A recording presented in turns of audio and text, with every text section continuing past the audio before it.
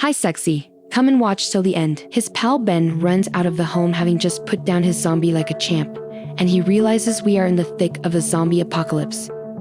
Mickey and Ben, erstwhile baseball brothers, trek across the forest like summer campers. Supplying and evading flash-creating zombies after the apocalypse, these two are bored to death, but at least they have each other. One day Mickey hits the jackpot and wins $1,000 on a scratch card, but Ben's all like, "Dude, money's meaningless now, get with the program." They reminisce about their baseball days and play a good old game to pass the time on their journey. They stumble upon a creepy cabin in the woods, and Ben bravely checks it out gun in hand while Mickey stays outside shaking in his boots. Ben gives the cabin the all clear and proposes they fish for supper, but Mickey's weary of their sushi on repeat diet, so he pulls out some canned foods. It turns out Ben's been surreptitiously killing zombies outside the cabin. The dynamic pair continues their quest and bam, they locate an abandoned vehicle. A zombie woman bursts out of the driver's seat, but Ben's got it covered and pulls her out. The car has gas, so their survival story gets an upgrade. Mickey visits his ex-girlfriend's place for supplies and feels sentimental, tasting her clothing and wiping her scent. Bombay. Then practical stags helpful items like walkie-talkies. He recommends blankets and cushions for their gorgeous new trip.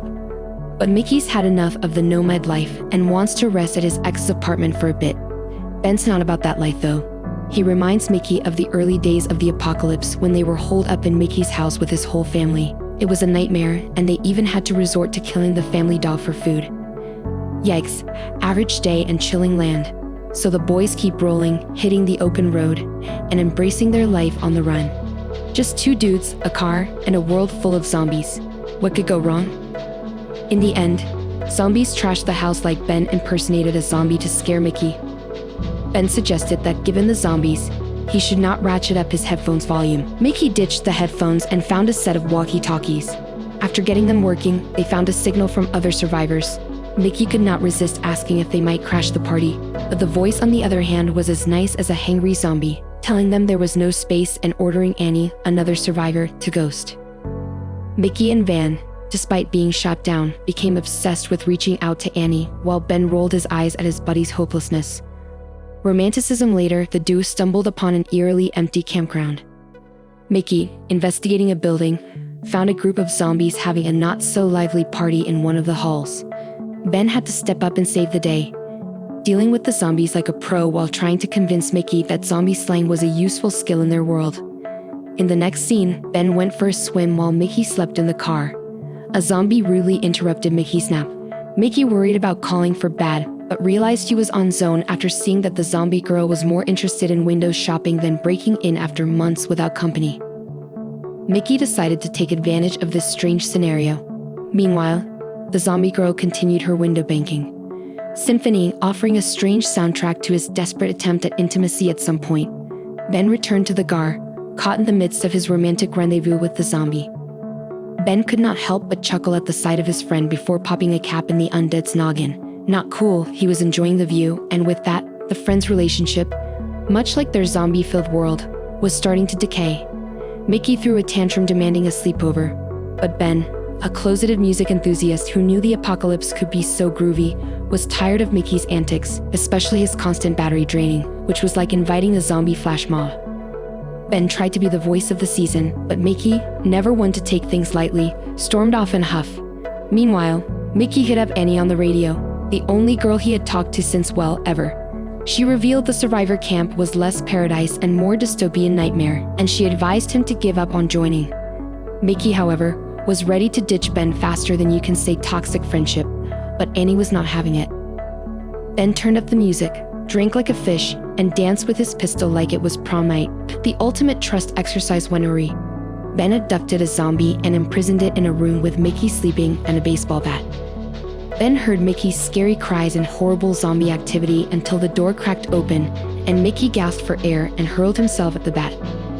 Fist soaring, Ben was thrilled that Mickey had finally grown up and jumped a zombie. Mickey told Annie about her headgear warning with tears running down his cheeks. Mickey lamented his usual life, but Ben picked up the bases. They conquered the planet again. Thelma and Louise are fishing while reminiscing.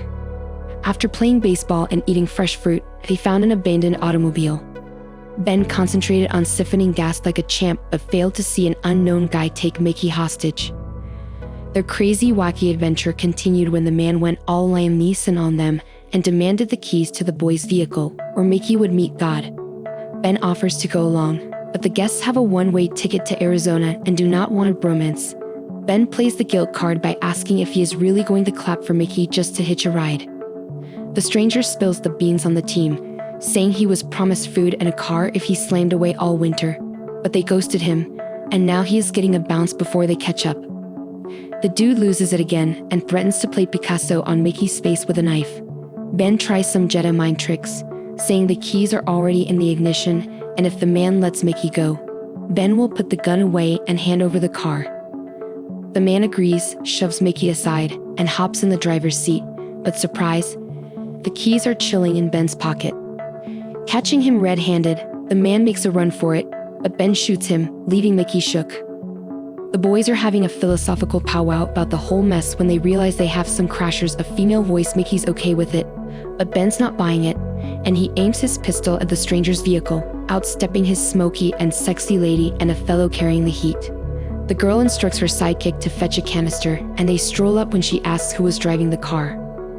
Ben says the driver was zombified, so they had to put him down, but the girl continues asking whether the guy provided any juicy facts about himself or the automobile.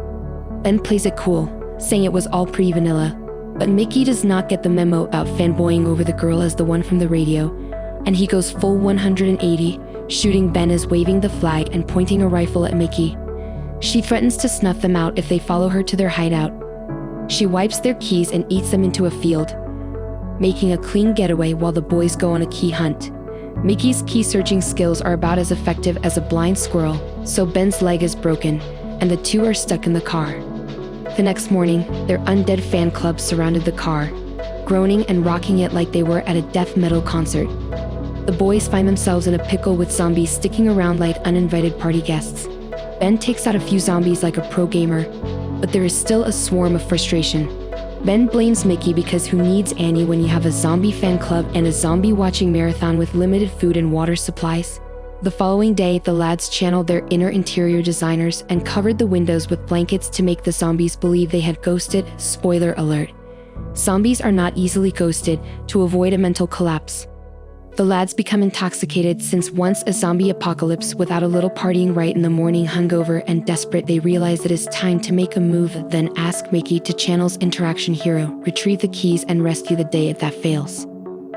Mickey must fly solo and escape.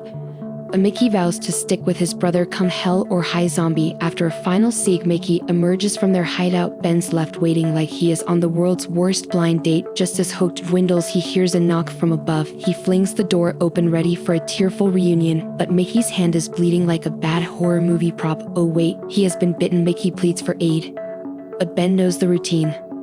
One bullet later, it is a tear-soaked goodbye. Ben goes full-on fetus mode for a few days. Gradually, he attempts to radio Annie, and he reveals their epic escape plan for Mickey's parents' home, which includes zombie diversions and crazy rushes. Ben will do the same and locate Annie for a hostile headshot to start his plot. In the concluding moments, Ben limps down the road leading the zombie conga line, avenging Mickey's murder and punishing the zombies. The end. See you later, sexy.